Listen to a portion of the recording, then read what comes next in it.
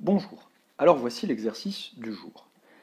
On se place dans un espace probabilisé d'univers oméga, dans lequel seront considérés les événements de l'exercice. Bon, cette phrase, c'est une petite pirouette verbale pour vous dire on ne rentre pas dans la théorie des espaces probabilisés, que vous voyez plutôt en deuxième année, voire pour certains en fin de première année. Tout ce que vous avez besoin de savoir ici, c'est que vous avez un univers oméga, muni d'une certaine probabilité P, et voilà. Et vos événements, bien sûr, sont des sous-ensembles de cet univers oméga. On vous demande de montrer que pour tout entier naturel non nul et pour tous événements B1, B2 jusqu'à Bn, eh bien on a probabilité de l'union pour k allant de 1 à n des Bk inférieure ou égale à la somme pour k allant de 1 à n des probabilités des Bk. Donc en fait, la probabilité de l'union de ces événements est inférieure ou égale à la somme de leurs probabilités pris chacun séparément. Donc je rappelle juste, à toutes fins utiles, que eh bien, l'union pour k allant de 1 à n des Bk, c'est tout simplement, il s'agit tout simplement de dire que c'est B1 union B2 jusqu'à Bn. Un peu de la même manière, en fait, que somme pour k allant de 1 à n des P de Bk. Donc là, on somme des réels. Là, on fait une union d'événements. Cette somme de réels, je rappelle que c'est tout simplement, zut, bouge, eh bien, P de B1 plus P de B2 plus P de Bn. Ce symbole-là, ce gros symbole U là, c'est pour dire l'union de tous les événements qui sont à l'intérieur, avec les indices pour k allant de 1 à n ici, donc B1, union B2, union jusqu'à Bn. Donc il faut qu'on montre que pour tout entier naturel non nul n, donc je ne l'ai pas dit, n non nul, voilà, et pour tous les événements B1, B2, Bn, on a cette chose-là. Donc déjà, on peut essayer de se raccrocher à ce qu'on sait. Décidément, toi tu ne veux pas partir. Se raccrocher à ce qu'on sait, c'est en fait se dire, moi je sais par exemple que pour une union de deux événements, P de B1 union B2, je sais que ça va être vrai ce qu'on me dit. Parce qu'en fait, P de B1 union B2, je me souviens que c'est P de B1 plus P de B2 moins P de B1 inter B2. Ça, c'est un peu mon brouillon. Et du coup, comme je retranche à cette somme-là quelque chose de positif, je retranche une probabilité, donc quelque chose de positif, donc tout ça, ça va être inférieur à la somme, en fait. Donc dans le cadre de deux événements, c'est valable, c'est vrai, la probabilité de l'union est inférieure ou égale à la somme des probabilités. Comment généraliser ce concept à n événements? Comment partir de cette chose, cette petite information, sur 2, ça marche, pour arriver à n? L'idée, c'est de se dire, comment généraliser ce concept? Avec 2, ça marche, comment j'arrive à n? J'essaye de vous amener à dire, peut-être qu'il faut penser à une récurrence. Et oui, il n'y a pas forcément le mot suite dans l'énoncé, quoi qu'on puisse considérer une suite d'événements, en fait. Mais c'est pas parce qu'il n'y a pas le mot suite dans l'énoncé qu'on n'a pas le droit d'utiliser une récurrence. Il y a un truc à montrer pour tout entier naturel n, ici non nul en l'occurrence. Il y a des choses que je sais faire avec des n petits, donc peut-être que je peux essayer de généraliser ça à l'aide d'une récurrence. Par contre, pour initialiser cette récurrence, il faut recommencer à n égale 1, bien sûr. Alors, avant de lancer cette récurrence, je vais bien expliciter ce que c'est que la propriété Pn que je veux démontrer par récurrence, dont je veux démontrer qu'elle est vraie pour tout n entier naturel non nul par cette récurrence. Donc, soit pour tout n A appartenant à n étoile, la propriété P indice n, donc cette fois-ci je vais plutôt l'appeler P indice n pour éviter qu'on confonde justement avec les P des probas, là. Pn qui nous dit que, eh bien, pour tous événements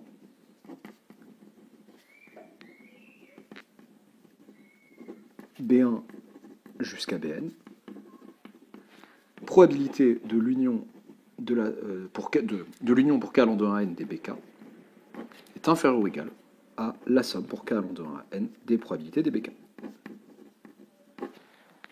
Voilà, c'est très important que dans cette hypothèse Pn, eh bien, il y ait pour tous événements B1, Bn. Pas que ça dépende des événements que je prends. Donc, initialisation.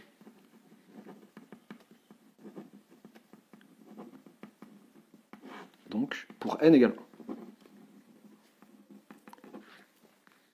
Il faut que je prenne un événement quelconque, soit B1, du coup, il y en a un seul pour le coup, un événement. Eh bien, qu'est-ce que c'est que l'union pour k allant de 1 jusqu'à 1 des bk? Bah, c'est juste B1 en fait. Il n'y a que B1.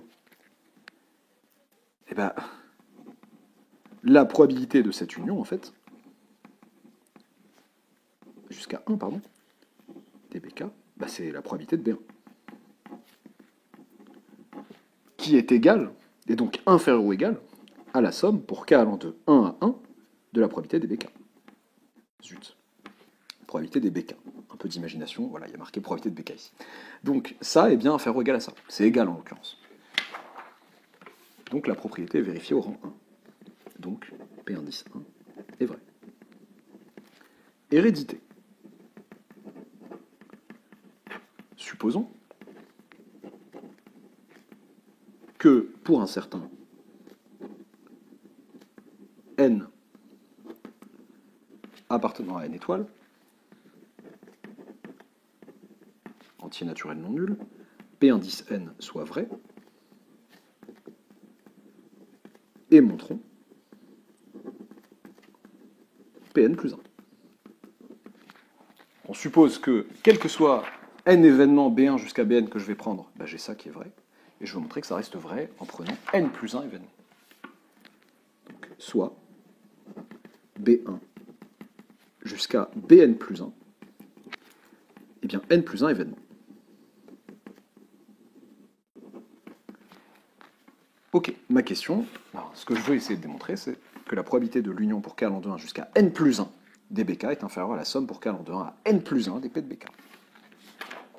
Donc je vais regarder d'un peu plus près cette fameuse union.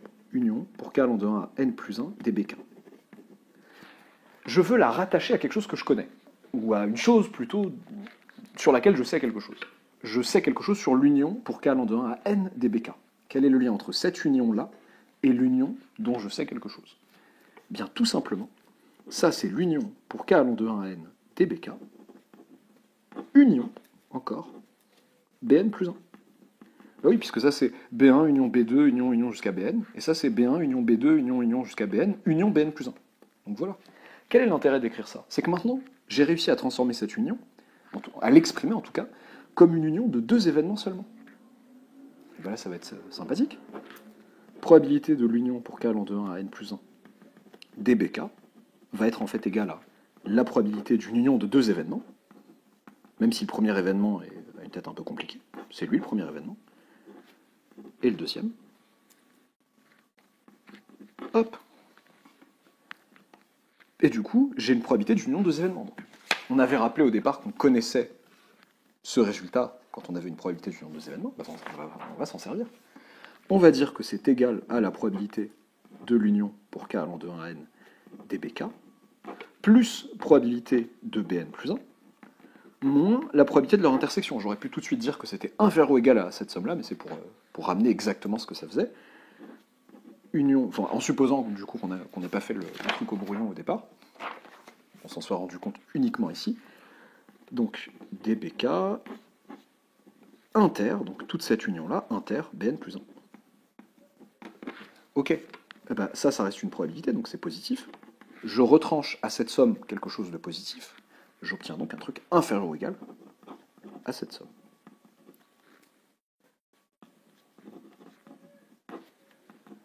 Ok. Et alors? Je ne suis pas encore arrivé à mon résultat. À une somme des probabilités. Donc là, j'ai une somme juste de deux probabilités. Mais sauf que lui, maintenant, je sais quelque chose sur lui. Je sais, par hypothèse de récurrence, qu'en fait, d'après Pn,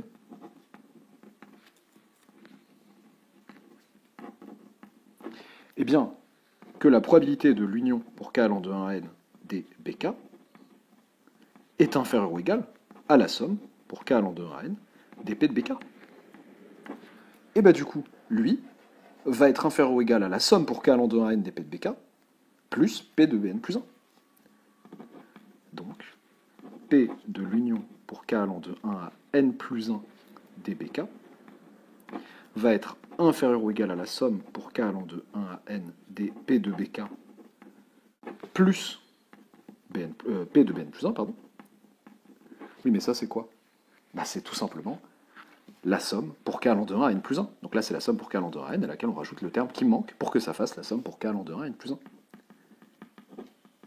Donc P de l'union pour k allant de 1 à n plus 1, dBk, inférieur ou égal à la somme pour k allant de 1 à n plus 1, dP de bk. Donc P indice n plus 1, donc la propriété Pn plus 1, est vraie. Conclusion. Vous pouvez mettre, je sais pas, ça dépend des professeurs, ça dépend moi j'aimais bien, depuis la première, ma prof de première m'avait mis dans la tête la phrase « Le principe de raisonnement par récurrence nous permet de conclure que... tatati tatata ». J'aimais bien. Bon, après, il y a des gens qui font ça de manière plus sobre, donc là, par manque de place, je vais jouer la sobriété. C'était quoi la question? C'était montrer que pour tout... Non, déjà, c'est assez long. Donc, quel que soit n appartenant à une étoile,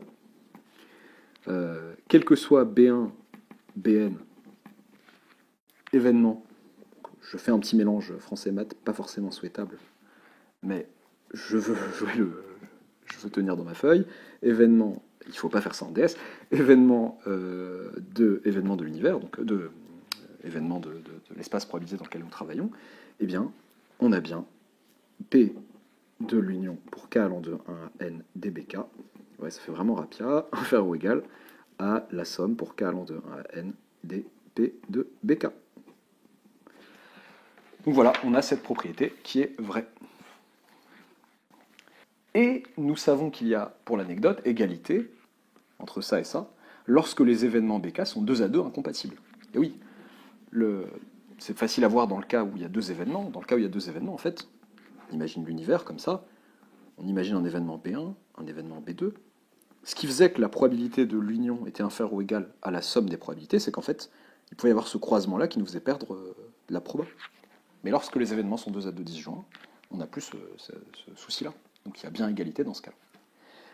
Vous trouverez en description de la vidéo alors l'énoncé et la correction détaillée de cet exercice, mais aussi l'énoncé et la correction détaillée d'un exercice qui le contient, et qui est plutôt fin de première année, début de deuxième année, qui rajoute une question à cet exercice, et qui fait intervenir des unions infinies et des séries.